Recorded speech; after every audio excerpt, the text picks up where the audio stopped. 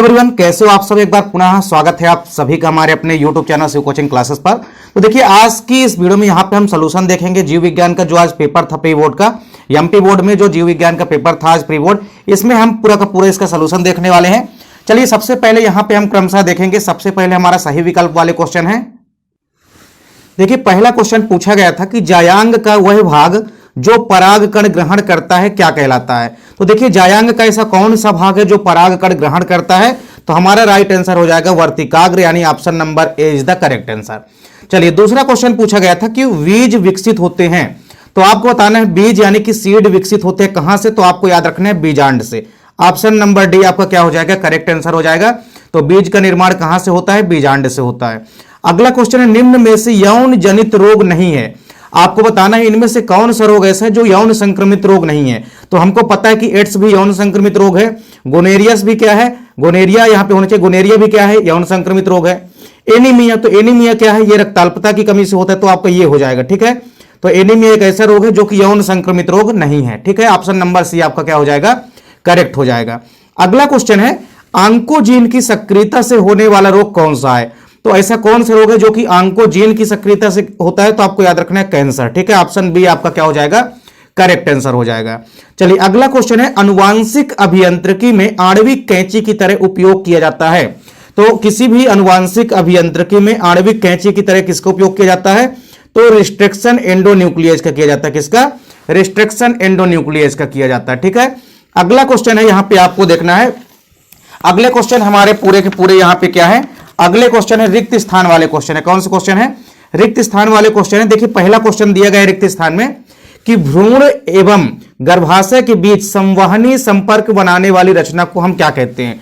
तो भ्रूण एवं गर्भाशय के मध्य संवहनी संपर्क बनाने वाली रचना को हम क्या कहते हैं, अपरा या प्लेसेंटा। पहले नंबर का आप लिखेंगे अपरा या प्लेसेंटा। ठीक, दूसरा क्वेश्चन है हमारा, डीएनए से एमआरएनए बनने की विधि को हम क्या कहते हैं। तो जब भी डीएनए से एमआरएनए बनता है, इस विधि को हम क्या बोलते हैं, ट्रांसक्रिप्शन बोलते हैं या अनुलेखन बोलते हैं। ठीक है, तो आपको इसमें लिखना है ट्रांसक्रिप्शन या अनुलेखन। दूसरे का आंसर क्या हो जाएगा आपका, ट्रांसक्रिप्शन या अनुलेखन।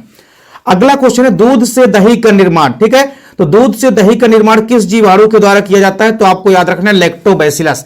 तीसरे में आपको क्या लिखना है, तीसरे में आपको लिखना है लैक्टोबैसिलस। तो दूध से दही का निर्माण लैक्टोबैसिलस जीवाणु के द्वारा किया जाता है। ठीक है, अगला क्वेश्चन है, देश के जैव संसाधनों की चोरी, डकैती तथा गैर कानूनी दोहन को हम क्या कहते हैं। तो इसे हम कहते हैं वायोपायरेसी। क्या कहते हैं इसे हम कहते हैं वायोपायरेसी। ठीक है, तो आपको हमेशा याद रखना है कि वायोपायरेसी का मतलब क्या है।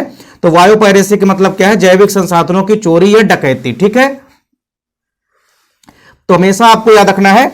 तो जैव संसाधनों की चोरी, डकैती या दोहन को हम क्या कहते हैं, वायोपायरेसी कहते हैं। इसके बाद अगला क्वेश्चन है, ऐसे जीव जिनके अनुवांशिक संगठन को बदल दिया गया है उसे हम क्या कहते हैं।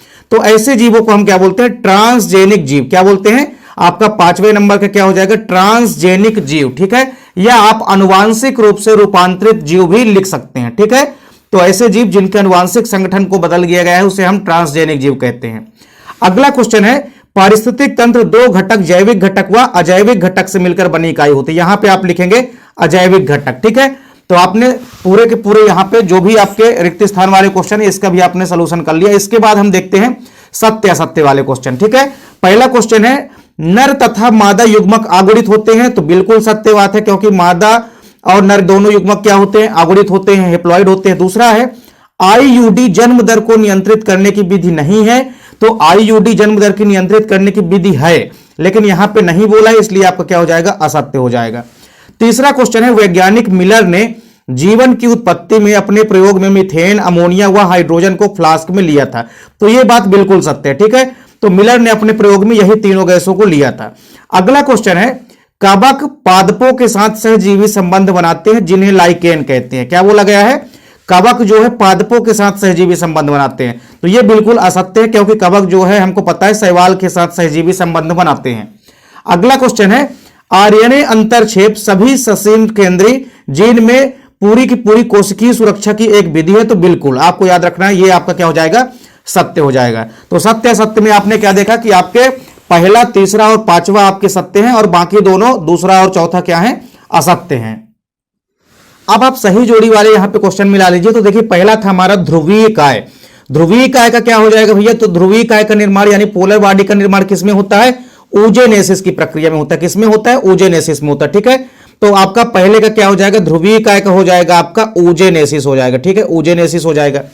फिर है आरंभन कोडान, तो आरंभन कोडान हम किसको कहते हैं, एयूजी को। किसको कहते हैं, एयूजी को।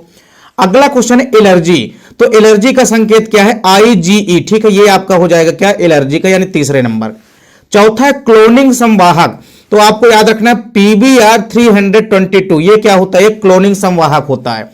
और एक हमारा दिया गया है परिजीविता, तो परिजीविता का हो जाएगा आपका प्लस और माइनस। ठीक है, तो परिजीविता का हो जाएगा आपका प्लस और माइनस, यानी एक जीव फायदे में रहता है, एक जीव घाटे में रहता है, तो परिजीविता में क्या हो गया, प्लस और माइनस। ठीक है, तो ये हो गया आपका 5वां नंबर। तो सही जोड़ी भी आपके यहां पे आप पूरा मिला सकते हैं आसानी से। इसके बाद हमारे एक शब्द में उत्तर है, तो देखिए पहला क्वेश्चन क्या दिया गया है कि गर्भावस्था में अनुवांशिक विकारों का पता लगाने की विधि का नाम लिखिए। तो आपको क्या लिखना है इसमें, उल्ब भेदन, या आपको एक लिख लेना है, इंग्लिश में आप लिखना चाहे तो एमनियोसिंथेसिस लिख सकते हैं आप। ठीक है, तो गर्भावस्था में कौन सी ऐसी विधि है, तो आपको याद रखना है एमनियोसिंथेसिस। इसी विधि के द्वारा हम गर्भावस्था में भी अनुवांशिक विकारों का पता लगा सकते हैं। दूसरा है ड्रायोपिथेकस एवं रामापिथेकस में एक अंतर आपको बताना है।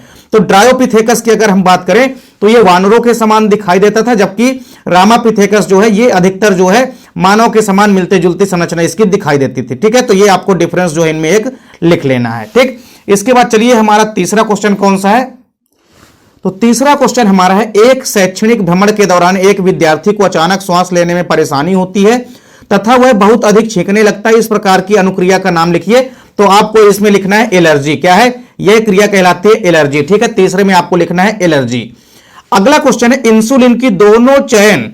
ठीक है, इंसुलिन की दोनों चैन किसके माध्यम से जुड़ी होती है, तो आपको लिखना है डाइसल्फाइड बंध। किसके माध्यम से जुड़ी होती है, चौथे में आप लिखेंगे क्या, डाइसल्फाइड बंध। डाइसल्फाइड बंध के माध्यम से ही इंसुलिन की दोनों चैन आपस में जुड़ी रहती है। ठीक है, अगला क्वेश्चन है आईयूसीएन का पूरा नाम बताना है। तो आईयूसीएन का पूरा नाम क्या होता है, international union for conservation of nature and natural resources. ठीक है, international union for conservation of nature and natural resources. तो इस प्रकार से पूरे के पूरे ऑब्जेक्टिव क्वेश्चन का सलूशन हमने आपको प्रोवाइड करा दिया। इसके बाद आप क्रमशः क्वेश्चन भी देख सकते हैं, सारे के सारे इंपोर्टेंट क्वेश्चन वही आए हैं जो हमने आपको पूरे के पूरे प्रैक्टिस करवाए हैं। ठीक है, तो कॉपर टी का आपको बताना है, कॉपर टी के बारे में, गर्भ निरोधक क्यों है इसके कारण बताना था आपको। नर मधुमक्खी से क्वेश्चन आया है आपका यहाँ पे। ठीक है, इसके अलावा आपका क्रायो प्रिजर्वेशन, मां का दूध नवजात शिशु के लिए क्यों इंपोर्टेंट है। ठीक है, इसके अलावा भी कई सारे इंपोर्टेंट क्वेश्चन आए हैं, आप देख सकते हैं आसानी से। वर्णांधता से क्वेश्चन आया गया है आपके, इसमें जीनोटाइप फिनोटाइप में डिफरेंस पूछा गया है। ठीक है, बायोगैस उत्पादन में भूमिका पूछी गई है सूक्ष्म जीवों की। फिर इसके बाद आपका अनिषेक फलन, अनिषेक अनिषेक जनन, असंग जनन पूछा गया है। प्रतिजैविक से क्वेश्चन आपका पूछा गया है। ठीक है, अवृत्त बीजी पादपों में गुरु बीजाणु धानी यानी कि बीजांड की संरचना आपसे पूछी गई है। ठीक है, इसके अलावा आपसे पूछा गया है सक्रिय व अक्रिय प्रतिरक्षा में अंतर आपको लिखना था। वाटसन एवं क्रिक का द्विकुंडलित मॉडल आपको एक्सप्लेन करना था। तो उम्मीद करता हूं कि आज की वीडियो आपको पसंद आई होगी। वीडियो अगर आपको अच्छी लगे तो आप लोग लाइक कमेंट जरूर करें, साथ ही साथ दोस्तों के बीच भी ज्यादा से ज्यादा वीडियो को शेयर करें। मिलते हैं आप लोगों से नेक्स्ट वीडियो में, तब तक के लिए जय हिंद, वंदे मातरम।